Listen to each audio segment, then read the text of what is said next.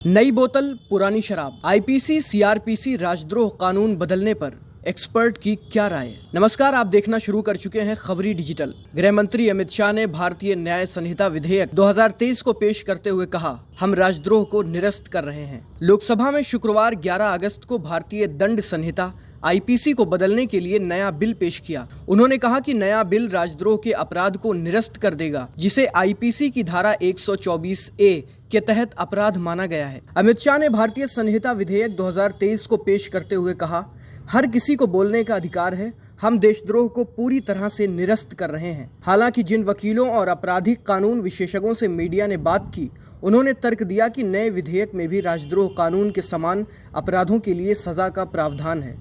नए विधेयक के अनुसार कोई भारत की संप्रभुता या एकता और अखंडता को खतरे में डालता है या ऐसे किसी कार्य में शामिल होता है या करता है, उसे धारा 150 के तहत दंडित किया जाएगा। न्यू साउथ वेल्स विश्वविद्यालय में वकील सुरभि करवा ने कहा, भले ही उन्होंने राजद्रोह शब्द को हटाने का प्रस्ताव रखा है, लेकिन नया विधेयक एक नए प्रावधान के तहत वैसे ही अपराधों को सूचीबद्ध करता है जो भारत की संप्रभुता, अखंडता और एकता को खतरे में डालने वाले कामों से संबंधित है।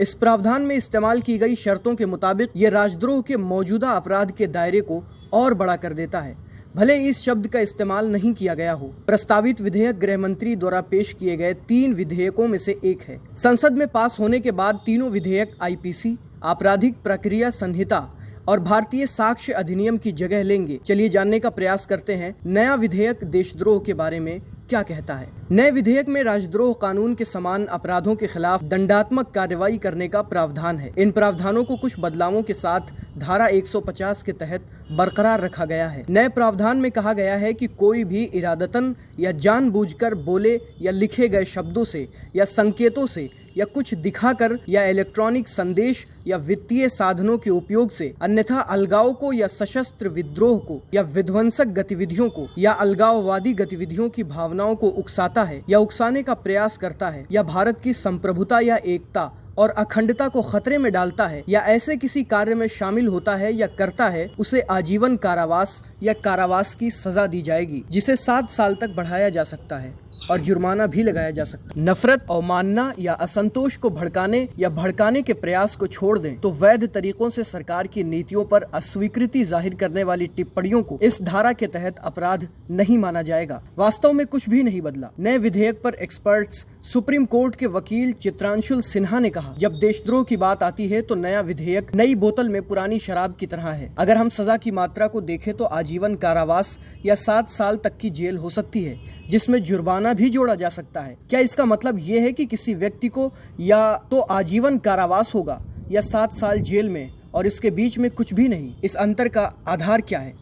अदालत कैसे निर्णय करेगी? बेंगलुरु में विधि सेंटर फॉर लीगल पॉलिसी के एक वरिष्ठ रेजिडेंट ने कहा कि नया विधेयक कुछ मायनों में आईपीसी में राजद्रोह कानून की तुलना में अधिक खराब और अस्पष्ट शब्दों में लिखा गया है। राजद्रोह के साथ समस्या ये थी कि इसे एक समस्याग्रस्त संदर्भ में लाया गया था और इसे बहुत अस्पष्ट रूप से किया गया था।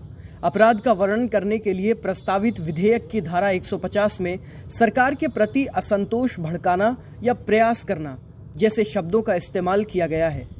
नए प्रावधान में अलगाव और सशस्त्र विद्रोह जैसे तत्व शामिल हैं और ये अस्पष्ट बना हुआ है, शायद पिछले वाले से भी अधिक। वकील और शोधकर्ता सुरभि करवा ने कहा कि नए विधेयक के प्रावधान राजद्रोह कानूनों में बताए गए प्रावधानों से कहीं ज्यादा ऊपर जाते प्रतीत हो जाते हैं। आगे सुरभि करवा कहती है कि नए विधेयक की धारा 150 में ऐसे शब्दों का इस्तेमाल किया जा रहा है जैसे जो किसी को उकसाता है या उकसाने का प्रयास करता है, अलगाव या सशस्त्र विद्रोह या विध्वंसक गतिविधियां। अब समस्या ये है कि ऐसा लगता है कि मसौदा तैयार करते समय आपराधिक कानून के बुनियादी सिद्धांतों का पालन नहीं किया गया। यदि आप भी किसी ऐसी चीज़ को अपराध बना रहे हैं तो आपको ये बताना होगा कि वास्तव में अपराध क्या है। लेकिन विध्वंसक गतिविधियां या अलगाववादी गतिविधियों की भावनाएं जैसे व्यापक शब्द और अस्पष्ट हैं। इस पर आप क्या विचार रखते हैं, हमें कमेंट में ज़रूर बताएं। खबरी डिजिटल के साथ जुड़े रहने के लिए धन्यवाद।